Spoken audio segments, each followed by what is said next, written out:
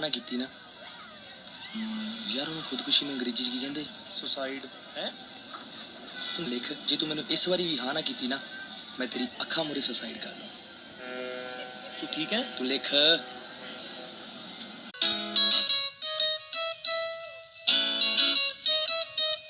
ਮੈਨੂੰ ਸੌਂ ਲੱਗੇ ਤੇਰੀ ਕੁਝ ਕਰਦਾ ਨਹੀਂ ਹਾਈਡ ਤੇਰੇ ਸਾਹਮਣੇ। ਮੈਨੂੰ ਸੌਂ ਲੱਗੇ ਤੇਰੀ ਕੁਝ ਕਰਦਾ ਨਹੀਂ ਹਾਈਡ ਤੇਰੇ ਸਾਹਮਣੇ। ਨੀ ਜੇ ਇਸ ਵਾਰੀ ਵੀ ਤੂੰ ਮੈਨੂੰ ਨਾ ਕਰਤੀ ਨੀ ਮੈਂ ਕਰ ਜੂ ਸੁਸਾਈਡ ਤੇਰੇ ਸਾਹਮਣੇ।